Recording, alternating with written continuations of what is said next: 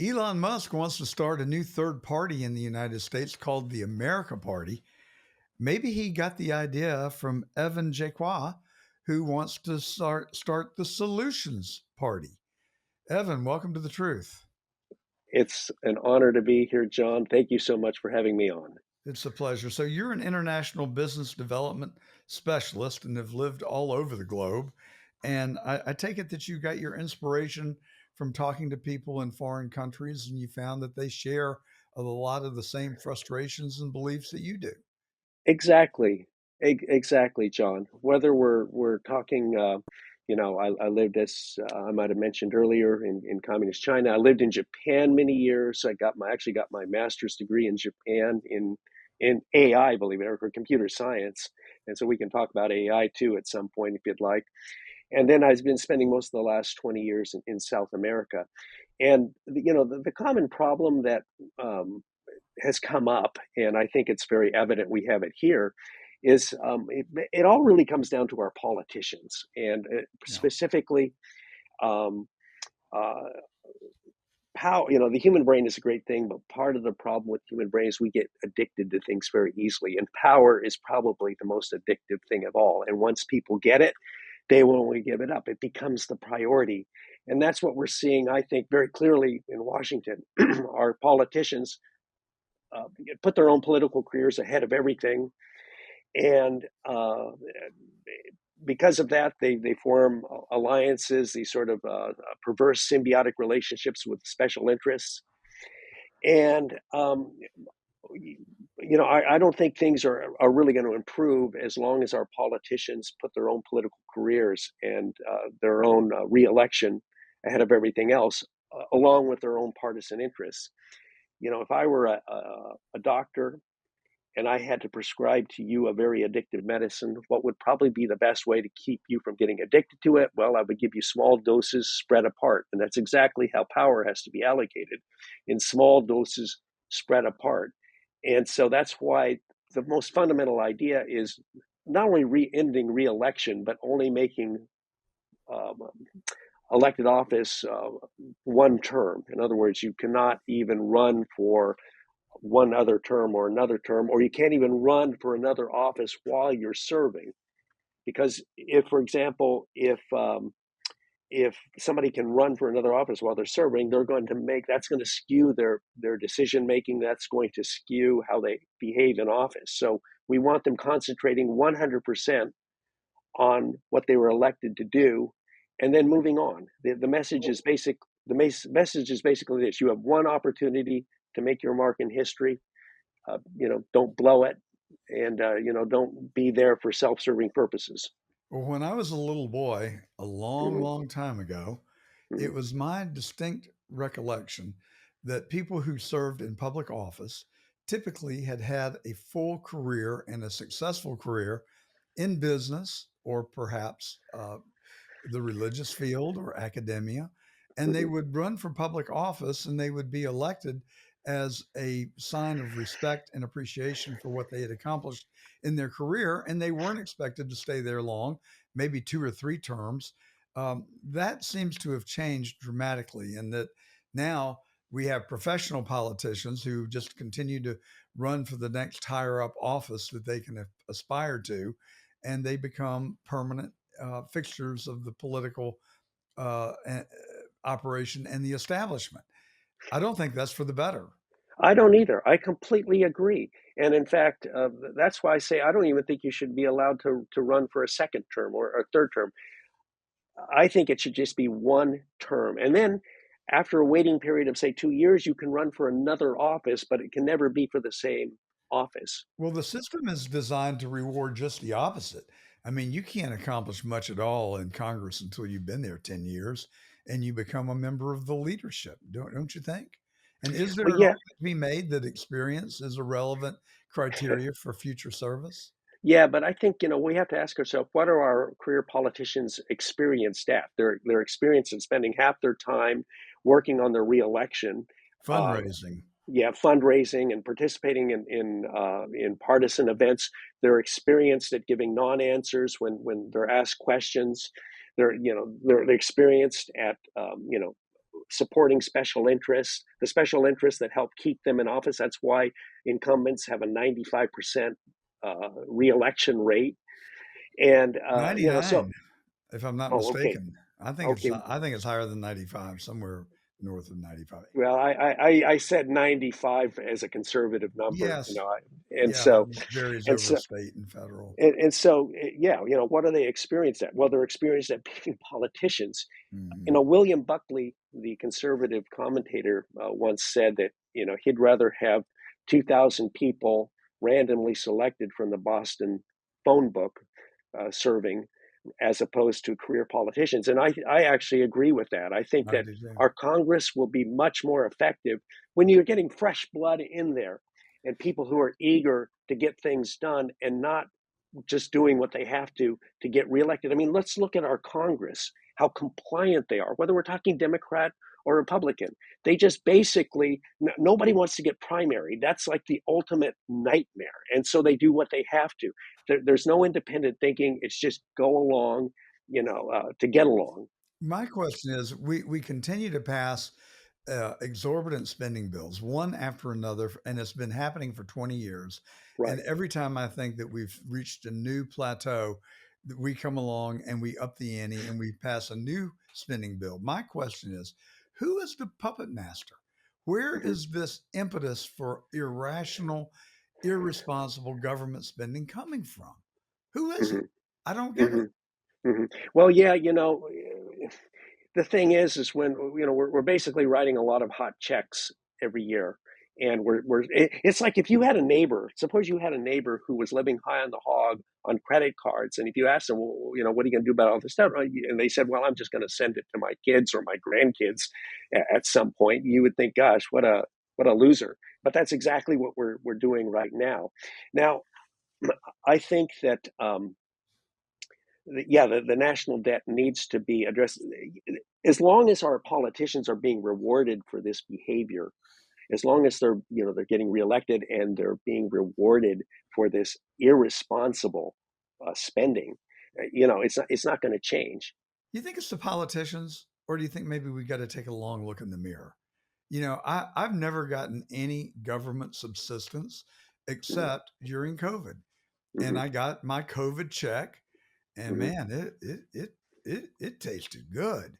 And then in my business, I had two businesses, and so I got two funding sources for my business in the form of the Mm-hmm. PPP program, and man, those chickens tasted even better. So I'm just wondering, but I haven't applied for anything else. I don't seek anything else. But I wonder if instead of looking outwardly at the politicians, we may need to do some self reflection as citizens of our country and start advocating that the citizenry demand that the politicians discipline themselves and Mm-hmm. ourselves so we Mm-hmm. get off this irrational spending binge. A lot of people think it's the people that are the problem in the sense that they continue to demand more government subsistence. Yeah, this is a very complex topic, and it requires sort of mutually reinforcing solutions, which is what I've tried to do on the website, is to give a comprehensive set of solutions because it's all intertwined. As Winston Churchill said, if you the greatest argument against democracy is having a 5-minute conversation with the average voter, and that highlights one of the weaknesses of democracy is that we have many times only a minority of the electorate voting, and number two, they are not well informed. A lot of times they're voting based on a lot of stupid political ads, whether it be stupid attack ads or ads that completely distort what one or the other stands for.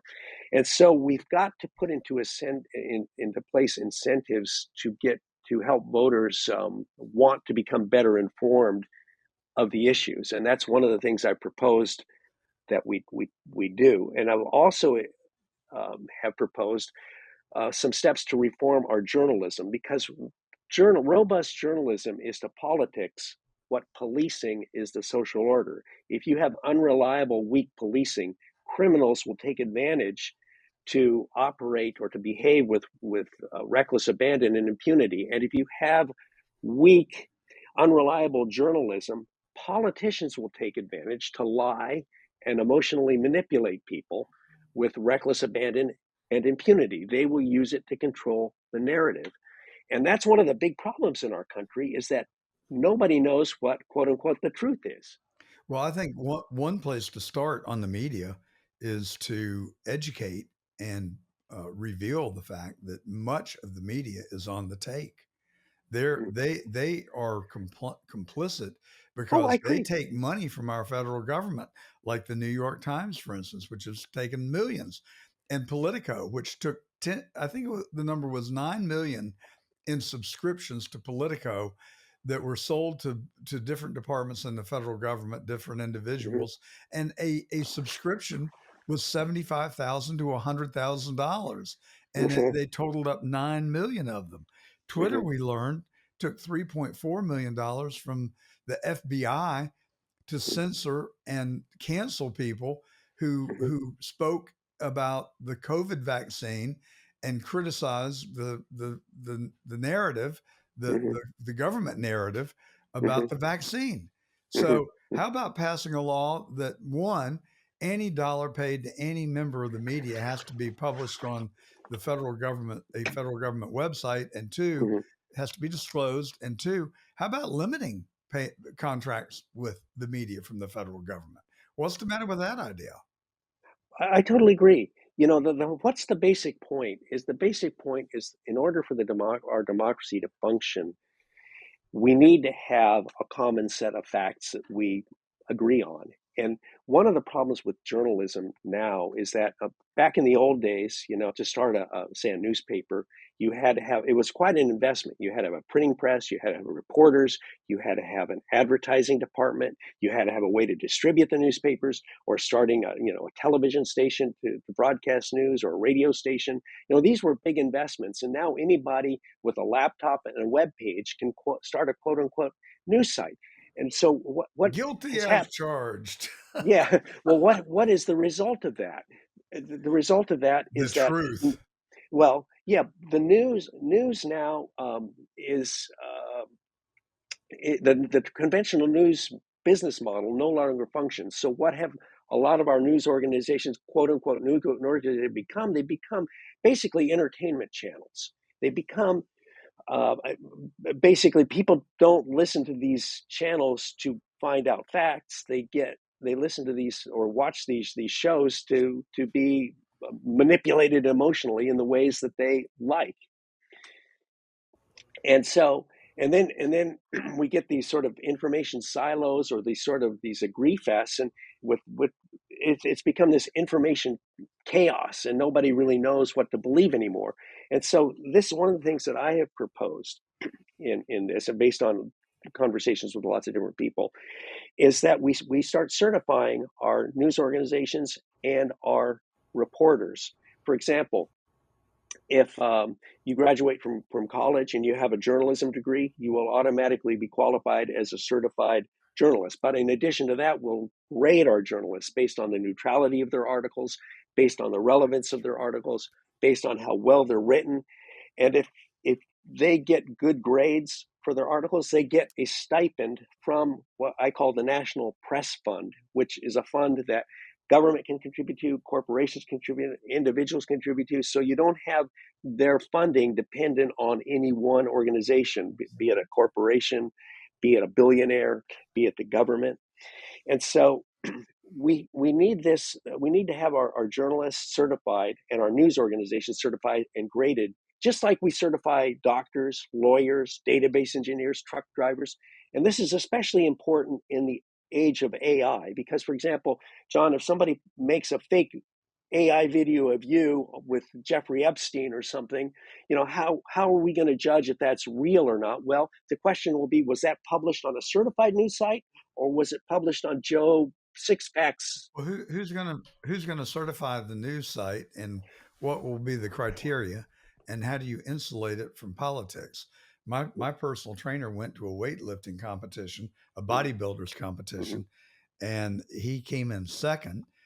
And his paradigm was that the judges were political and just liked the other guy and had a relationship with him. Hmm. So Hmm. politics invades every single thing we do. I had a Yeah. conversation with my pastor a couple of weeks ago, and he said that the church governance, Hmm. the authority over our church, Hmm. is hugely political, and that they Hmm. divvy up money based on who their cronies are and who they like and who they don't like.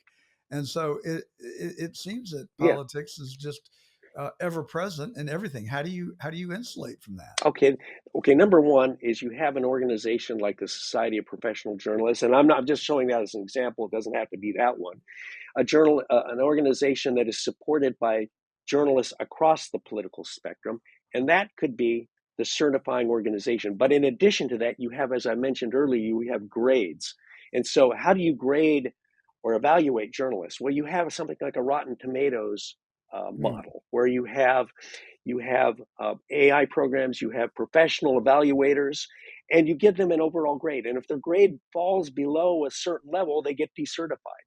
And so yeah, you're going to get, just like you do with movies. You get 100 views, you're going to get two or three, 1 star. You're going to get a few 4 star, but you're going to get an average. And so based on that average, your overall grade will change. And if it falls below a certain level, because you're always clearly writing biased articles, or your articles are not well sourced, there could be a whole range, and there should be a whole range of ways to evaluate it, certain variables. But you fall below a certain level, you get decertified. But the higher the grade,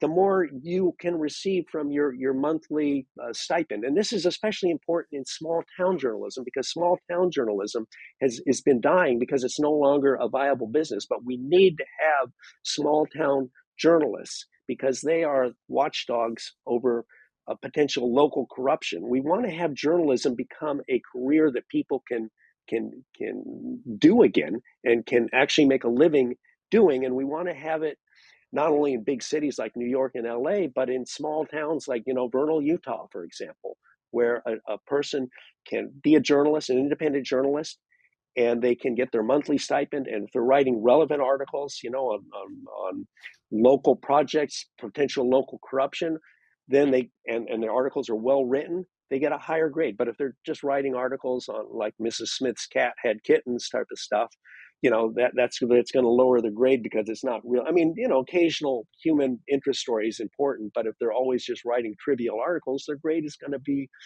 downgraded. And if it gets downgraded to a certain point, they lose their I, I, certification. I like the idea. I just don't know how you're going to get that news feed evaluated and rated.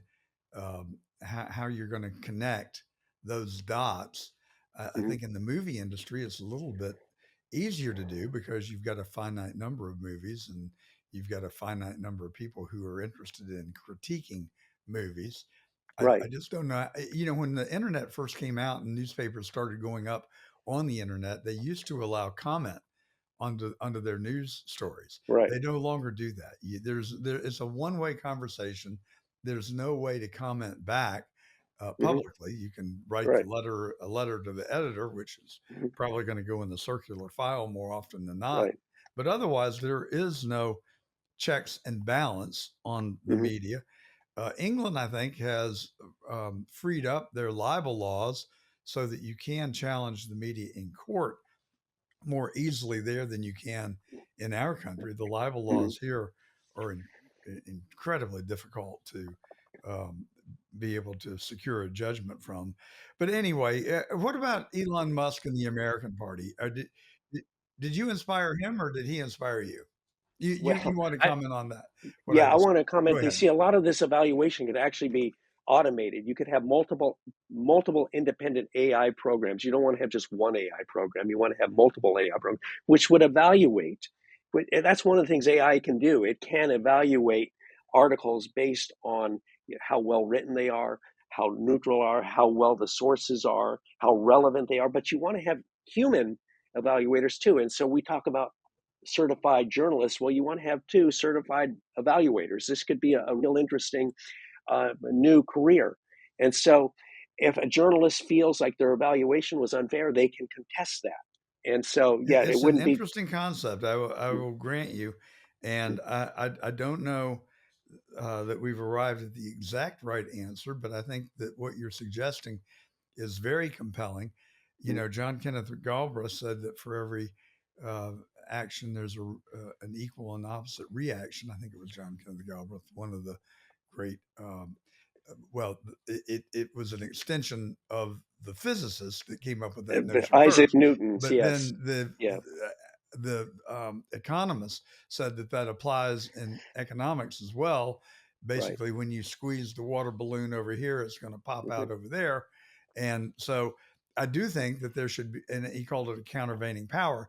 I think Hmm. what you're suggesting is a countervailing power. And I Hmm. think that is a perfectly smart and worthwhile notion. I just don't know who's going to fund it and who's going to manage it, and who's going to govern it. Now, if I'm the one who they select to govern it, then I'm all about it. I volunteer right now, and Hmm. I think I do a marvelous job. But Hmm. I don't know I trust that role to too many other people just Yeah, because of the complexities and the bias that anyone is going to bring to the job. But yeah. so go ahead. Well, I just want to comment that, you know, Solutions Party, when I say it's about ideas, and that's exactly what it is. I have posed some ideas on the website. This is an idea that about reforming our journalism. It's an idea, but the only real fundamental idea that I think anybody wants to quote unquote join this is that we, number one, we eliminate reelection, because that's what I see as one of the most fundamental problems, and we reform our political parties. But I don't expect everybody to agree with every idea. And as a matter of fact, this is what we want to encourage. We want to encourage a civil exchange of ideas, because that's what makes our country great. I As agree. somebody who's lived in an autocracy, you know, autocracies are the weakest form of government because they, number one, it's relies on abusing the tools of government to stay in power, and number two, you don't have a free flow of ideas. And just like we want free competition in the marketplace, we want a free competition of ideas in our politics, and that's what we've got to work toward. Now, you asked me about Elon Musk's Yes. America Party. Who Okay, inspired who? well, I've had this for a while. Oh, not for a while, but I've been working on this, so I think I came first. But it's okay. I'm not interested in Ross taking Perot credit. probably came first, but that's all right. Yeah, the thing You were is, in the line of yeah, succession, which is let, great. let, let, let me just say this. I want to make this extremely clear. Politics should never be about a person. Okay. I'm not in this for myself. Politics should always be about ideas. Anybody who says, oh, it's got to be me, I'm the only one who can fix it, is a liar. In the final analysis, what we really need to concentrate on are the ideas, the ideals, and the vision, not on personalities. Personalities need to be out of the picture. We've got to focus on the ideas. So that's number one. But getting to Elon Musk and the others, you see, the thing is basically this. Um, George Washington warned about political parties, because what happens to political parties is they become institutionalized, which means that the interests of the political party itself starts taking priority. And this is exactly what we have, our politicians putting party above country. And uh, and people are, I think, are sick of our two political parties, and rightfully so. And so, what we want, I believe, is the best of both worlds. We want to have political parties can serve a purpose in they allow people of similar ideas to organize and offer candidates accordingly. But we don't want them to exist so long that they become tribal, they become institutionalized. So that's why I proposed that we put a 12-year limit on political parties. Any political government recognized political party exists for 12 years, then it has to be disbanded. The leaders of the former political party cannot become leaders of the new political party. And this will help, I think, eliminate a lot of the mindless tribalism. I mean, you know, for example, right now we have so many people who say, well, I'll never vote Republican or I'll never vote Democrat. And that's not how it should work at all. We shouldn't, you know, tribalism and democracy do not function. And we have this become where people are automatically voting. And let's look at our presidential election. Why is it that a few purple counties and a few purple states matter more than all of California? or matter more than all of Texas. It's come, and this is ideal for the politicians because they can put all their resources into skimming off that ever smaller, undecided minority. But our politicians, if we're talking about the presidential election or whatever, should be fighting for every vote in every county, in every state. It shouldn't be, okay, this is the blue ones, we're not even going to try there. These are the red ones, we're not even going to try there, but these are the purple ones. And so we want to get the tribalism out of our politics. And I think one of the ways to do that is to reform the whole nation of political parties and make them only temporary. Well, I'm totally in favor of change. I'll tell you what my hot buttons are. Mm-hmm, It is my firm conclusion that our federal government is rotten to its core. And I, for one, demand answers on JFK, RFK, MLK. We've gotten some documents, we don't have the answers. I'd like to know more about Building 7 and if it was taken down, as I believe that it was. You can go on YouTube and watch it for yourself. Of mm-hmm, course, I'm talking about Building 7 in the World Trade Center, darkest right. day of our nation's history. I'd like to know who was Ray Epps working for on January the 6th? Who was paying him? All we have to do is subpoena his bank records and bring him before Congress to testify who gave the order to shoot Ashley Babbitt. I really want to know. I want to Mm-hmm, know what led up to that. I am also in favor of enforcing existing laws respecting insider trading. The insider trading that Nancy Pelosi and others are guilty of doing in Congress is against our federal law, but there are no repercussions. well, I'd like to yeah. know the rest of the Epstein files. I would Yeah. like to know what they were looking for in Mar-a-Lago when they raided it. I'd also like to know more about United Flight 23. I don't know if you know anything about it. I just learned about it recently myself. But United Flight 23 was on the ground at JFK. It was a flight to LAX. It had suspicious people in the front cabin. The flight was called back on a ground halt after the two towers were assaulted. And the flight attendants and crew on that airplane have an awful lot to say about who those occupants were. And the information has been suppressed. It has been kept from the American public. And I'm Mm-hmm. sick of it. I'm Yes. absolutely sick of it. So I am personally willing to go to any legitimate, lawful, dramatic means of reforming our federal government. I thought Cash Patel and Dan Bongino and Pam Bondi and John Ratcliffe would do it. I think they're trying. I think Mm-hmm. Tulsi Gabbard is coming closer than anybody, but Mm-hmm. you can see how difficult the task is as it is unfolded in a reality type television show right before our very eyes. And we're seeing just how corrupt and just how incestuous the federal government is. And you point to the politicians, I would point to the bureaucrats. I think that if there's evil, that you can find it in the bureaucracy. That's just the world according to John. And what are you going to do about them in your 2 year and 12 year timelines? Well, yeah, but that's another reason why I propose reforming government employment and getting rid of the notion of lifetime government employment.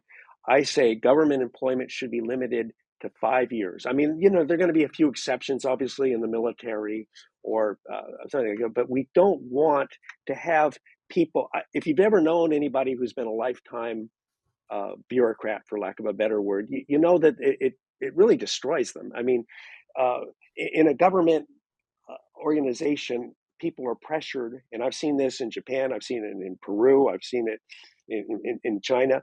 People are pressured to conform to the lowest common denominator, and you get turf wars, and you get people who are just interested in securing their career and uh, milking their career. So I propose let's get rid of the whole notion of lifetime government employment. Let's open up government jobs to college students, giving them that first job that is so critical, and let's give them incentives to find ways to make government more efficient. For example, if a college student joins a certain government department and they find that they suggest that we could save $1 million a year if we did this differently, you give them a commission. You give them incentives to find ways to make things more efficient. And because they don't have a life, they don't have a long term interest in the organization, they don't have to play the games that our bureaucrats do now. So that's one of the things that I have proposed is that, let's get rid of the whole notion of lifetime government employee. Let's have it more like something like, serving in the military for 2 years. People like Anthony Fauci and Peter Strzok and Lisa Page come rushing to my mind. Anthony Fauci is clearly a liar. He has been proven to be a liar. His Mhm, own emails prove him to be a mhm, dishonest, untruthful person. mhm, Yet he mhm, continues to receive a pension and a chauffeur driven automobile, both supplied by the federal government. Peter yeah, Strzok, he was caught with clearly trying to undermine the election of a democratically elected president, i.e., Donald Trump. He was fired by the FBI, sued the FBI, and then they settled with him for $1.2 million. Similarly, put ditto for everything I said about Struck with Lisa Page. She was mhm, settled with for $800,000. mhm, The mhm, cesspool of the swamp continues to fester. That's where I think we need to begin. I applaud mhm, your efforts, Evan mhm. Jaqua. I think you're on the right path. I'd certainly like to do what I can to help you. Maybe I believe Okay. abolishing the political parties might be a good first step. But you're just trying to create a third one, and Elon Musk a fourth one.